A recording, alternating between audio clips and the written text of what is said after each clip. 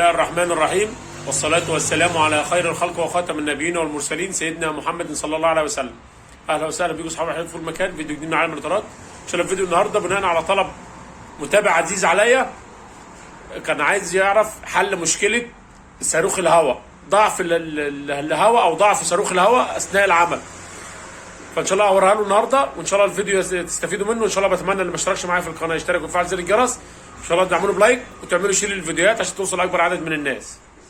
اهو يا حبيبي، طبعا حبايبي الصاروخ اهوت، او على حسب ما انتم بتسموه.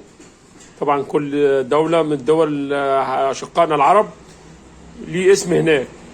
فاحنا هنا بنسميه الصاروخ الهوائي او صاروخ الجلخ اليدوي اهو، اللي هو الهوائي اهو.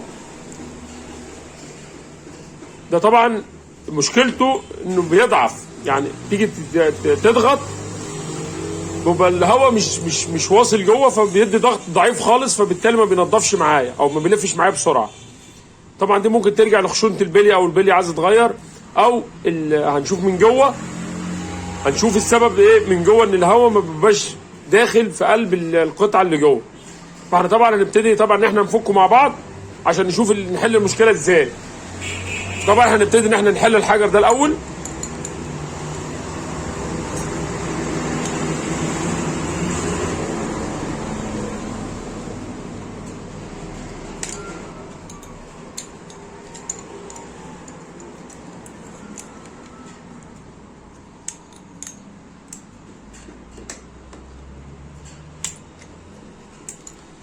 طبعا معلش عشان انا بصور لوحدي، فما معيش حد يمسك معايا.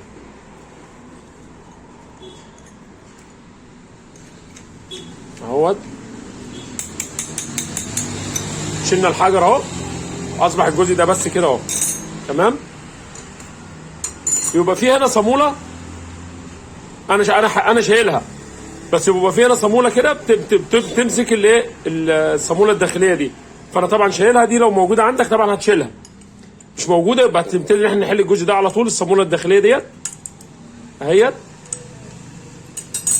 هنحلها خالص اهو اهو، ونحل دي عشان الصاموله اللي الداخليه دي تطلع. الجزء هنحل الجزء ده اخر اهو. يبقى كده اصبح عندنا الحجر اهو، والجزء دوت اهو. هنبتدي هنطلع الصاموله الداخليه دي اهي اهي. بس انا عندي الصاموله دي مكسوره، فبحافظ عليها على قد ما اقدر اهو. شايفين اهو، ده الصاروخ من جوه. الجزء اللي احنا شايفينه اللي قدامنا دوت، اللي هو تحت الصبع ده، دي مكان دخول الهواء، اللي هو جنب اليد اللي احنا بندوس عليها، اللي قصاد اليد اللي احنا بندوس عليها، ده مكان دخول الهواء.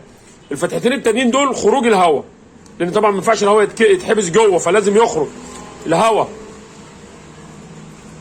بيدخل من الجزء ده اهو، فبيلف الريشه اللي جوه. شايفين البليه اهي، وبليه هنا اهي. طبعا ده الجزء اللي بيتحرك، الجزء الداخلي فقط اللي هو بيلف ده، انما اللي بره ده كله ثابت. يعني احنا بنلف الجزء اللي جوه، الهواء بيدخل من هنا، بيلف الجزء ده بس، تمام. فاللي بيؤدي لضعف الصاروخ بتاعي ان الهواء ما بيبقاش واصل هنا كافي. عشان ما احنا شايفين الفتحه اهي، وجوه الخرم اللي بيدخل فيه الهواء عشان يلف الجزء الداخلي ده. فالجزء ده لو ما جاش قصاد الفتحه اللي هنا دي، وما جاش قصاد الفتحه دي، طبعا الهواء ما بيدخلش كافي، فبالتالي بيبقى بطيء. طب ايه الاسباب؟ الاسباب ممكن في هنا تيله هنا اهي، انا حاطط فيها مسمار مكانها لان التيله عندي كانت وقعت اهي. الجزء ده شايفين المسمار، انا حاطط مسمار طويل عشان يزنق هنا، لان كان في تيله هنا وقعت.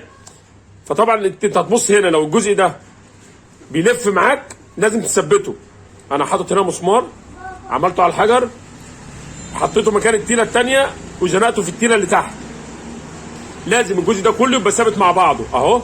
الجزء اللي فوق ده اهو، المسمار طلع اهو اهو، ده المسمار اللي انا حطيته اهو. الجزء ده لو لف يبقى اصبح كده ان احنا ايه، الحجر بتاعه طبعا مش هيدي عزم ولا هيشتغل.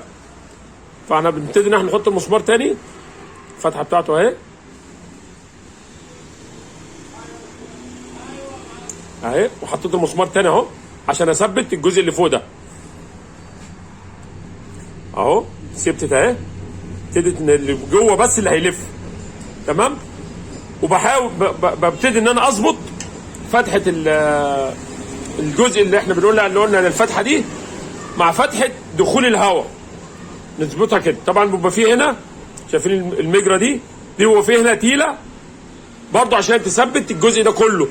التيله بتركب هنا بين دول كده، بين المنطقتين دولت في الفتحه دي، هنشوفها دلوقتي برضه واوريها لكم مع بعض. بس التيله دي بتبقى صغيره خالص. نبتدي هنظبط الجزء اللي جوه دخول الهواء مع الفتحه بتاعت الحجر نفسه اهو، نظبطها اهو، نظبطها قصاد بعضيها اهو، ونبتدي ان احنا نبيته. ونجيب التيله الصغيره اهي، شايفين التيله صغيره قد ايه اهي، بس دي فايدتها كبيره خالص لانها بتثبت الحجر ما بتخلوش يلف معايا. زي ما احنا شايفين مكان التيله في الجزء ده، طبعا الجزء ده المفروض ما يبقاش هنا لان كده التيله مش هتركب، فاحنا بنلفها سنه اهي عشان التيله اللي هتزنق الايه الجزء ده اهي.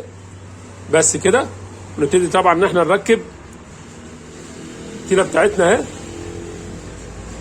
بركب التيله اهو ونزقها باي حاجه رفيعه اهو بحيث ان هي تنزل تحت. طبعا لازم نركبها بحرص عشان ما تضيعش، لان لو ضاعت دي هتضطر ان انت تدور لها على واحده او تعمل لها واحده. انا عامل دي من مسمار، يعني انا عامل دي من مسمار قديم وعاملها فيها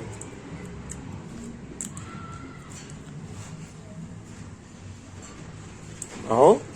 ونبتدي ان احنا نربط الصاموله بتاعتنا عليها.